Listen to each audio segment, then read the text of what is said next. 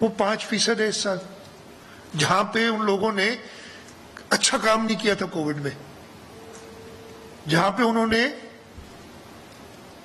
According to our people, जहां पे उन्होंने बहुत जल्दी बंद कर दी चीजें और एक हंगामा क्रिएट हो गया, उनकी ग्रोथ 5% है एवरेज पे।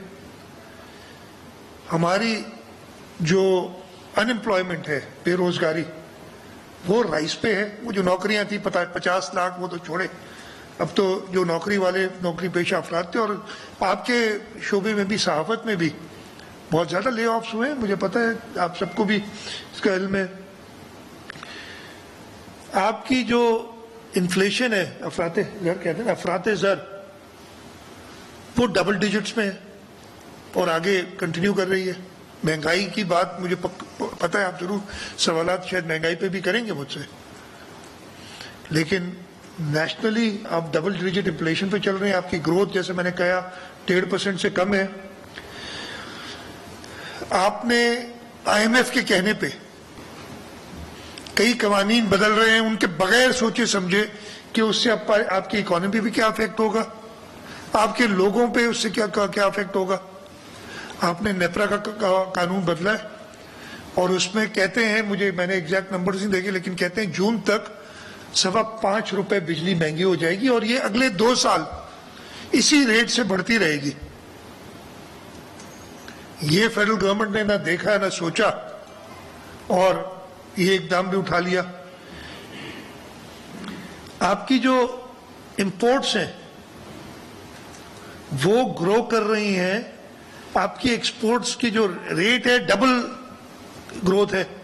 इससे आपका ट्रेड डेफिसिट बढ़ता चला जा रहा है। जो करंट अकाउंट में आपने कुछ बेहतरी की थी इसलिए कि फॉरेन रेमिटेंसेस आई थी, उसकी भी अभी कुछ दिनों पहले बड़ी बातें हुई थी। फॉरेन रेमिटेंसेस क्यों आई, खैर उसकी अच्छी बात है। हमारे जो पाकिस्तानी भाई बहन हैं बाहर, वो पैसे भेजते हैं वापस, और वो वजह यही थी कि उनमें इंक्रीज शार्प इसलिए आई कि बहुत सारे ले ऑफ्स, यानी बहुत सारे लोगों को नौकरियों से निकाला। बाहर के मुल्कों में जो इकोनॉमी डाउनटर्न आई है, तो उनके जो रिटायरमेंट बेनिफिट्स एक साथ मिलते हैं, वो उनको मिले थे, वो उन्होंने ट्रांसफर किए। ये कंटिन्यू नहीं करेगा। ये एक स्पाइक आई है जो एक नेगेटिव रीजन की वजह से आई, उस वजह से आपका करंट अकाउंट थोड़ा सा बेहतर हुआ। लेकिन आगे जैसे मैंने आपको बताया कि इंपोर्ट्स ग्रो कर रही हैं डबल रेट पे as compared to imports grow कर रही हैं double as compared to imports exports, तो आपकी ट्रेड डेफिसिट और करंट अकाउंट पे एक प्रेशर आना है। इस साल आपका जो फिस्कल डेफिसिट है, जो हम टारगेट करते हैं थे 3 से 4%, वो 8% से ऊपर आना है। आपका जो जीडीपी, आपकी fiscal deficit as compared to GDP. आपके जो डेट है, जो आपने कर्जा लिया हुआ है, उसका एक कानून मौजूद है 2002 का गालिबन या 2004 का, मुझे याद नहीं है। एक आपका फिस्कल डिसिप्लिन का एक कानून मौजूद है जिसमें कहा गया है कि आपकी कर्जे जो हैं वो आपकी जीडीपी से 60% से ऊपर नहीं हो सकते। मुझे याद है कि पिछली हुकूमत में 62% हुए थे, तो हमने NEC में, नेशनल इकोनॉमिक काउंसिल में एक हंगामा डाल दिया था सबने। इस वक्त वो तकरीबन 90% है। कानून आपको कहता है कानून की खिलाफ वर्जी, कानून आपको कहता है 60% से ऊपर आप कर्जा नहीं ले सकते। आपको, आपकी इकोनॉमी को वारा नहीं खाएगा ये। वो 90% है आपकी जीडीपी का इस वक्त, और कहते हैं कि जी हम कर्ज नहीं उठाएंगे, कशकोल तोड़ देंगे। ये वही लोग हैं ये बात करने वाले। फिर आपने इससे निकलने के तरीके बहुत हैं। इकोनॉमी में इश्यूज आते हैं। जब पाकिस्तान पीपल्स पार्टी 2008 में आई थी तो इकोनॉमिक कंडीशंस बहुत खराब थी। उस वक्त तो तेल की प्राइसेस भी आपको पता है क्या थी, इंटरनेशनल रिसेशन आई हुई थी, लेकिन उसके बावजूद ग्रोथ हुई थी। उसके बावजूद पाकिस्तान पीपल्स पार्टी ने गरीबों का ख्याल रखा था, तनख्वाहें बढ़ाई थी, आपको अच्छी तरह याद होगा। लेकिन उसको मैनेज करने के लिए हुकूमत ने अपने हाथ भी उठा लिए हर चीज से। उन्होंने स्टेट बैंक को कहे तुम आजाद हो। बड़ी अच्छी बात है ना किसी को आजाद कर देना, लेकिन आजाद होना चाहिए, उसको जवाबदेह तो होना चाहिए किसी को।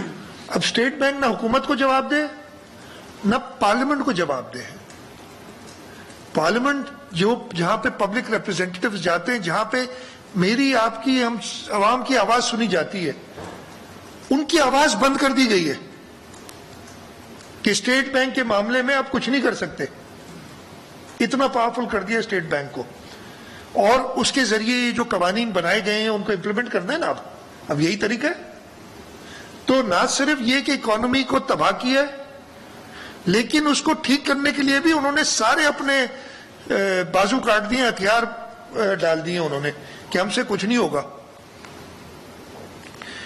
इस वक्त दुनिया में ये पेंडेमिक की वजह से कोशिश हो रही है कि लिक्विडिटी इश्यूज जो बिजनेसेस को आ रहे हैं, कर्जे दिए जा रहे हैं बिजनेसेस को, सस्ते कर्जे दिए जा रहे हैं कि ताकि वो ग्रो कर सकें, अनएम्प्लॉयमेंट ना हो और बिजनेसेस चलते रहें।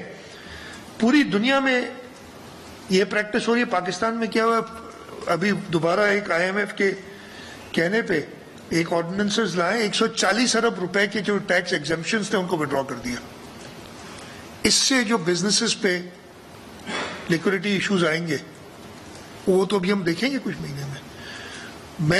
मेरा मकसद खासतौर पे पहली रमजान को ये नहीं है कि मैं कोई डराऊं लोगों को, लेकिन सिचुएशन बहुत ज्यादा गंभीर है।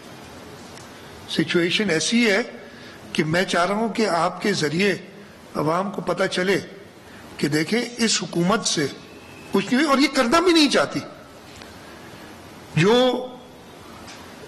हुकूमत का सरबराह एक दिन कहता है कि मेरा वजीर खजाना सबसे अच्छा वजीर है, और उसके 4 दिन बाद उसको विद चार्जशीट निकालता है। ये नहीं चले उसकी अपनी मजबूरियां हैं, वो चला गया।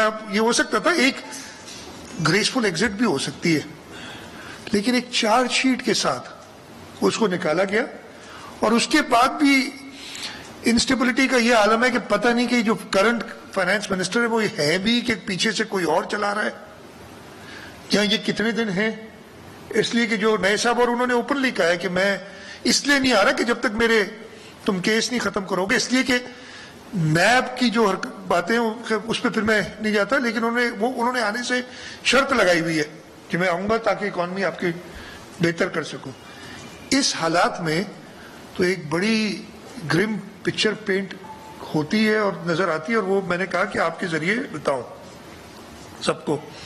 और यही चेयरमैन साहब ने 2 दिन पहले बताई थी कि ये जो PTI-IMF की डील है इसमें से जल्द निकला जाए, पार्लियामेंट को मजबूत किया जाए, पार्लियामेंट को कमजोर ना किया जाए हर एक जगह से।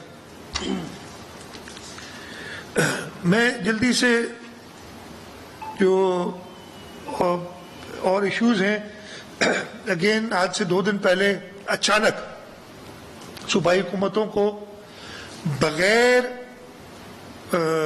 कॉन्फिडेंस में लिए, बगैर उनसे कोई बात शेयर किए, कोई 2 या 3 बजे के करीब पता चला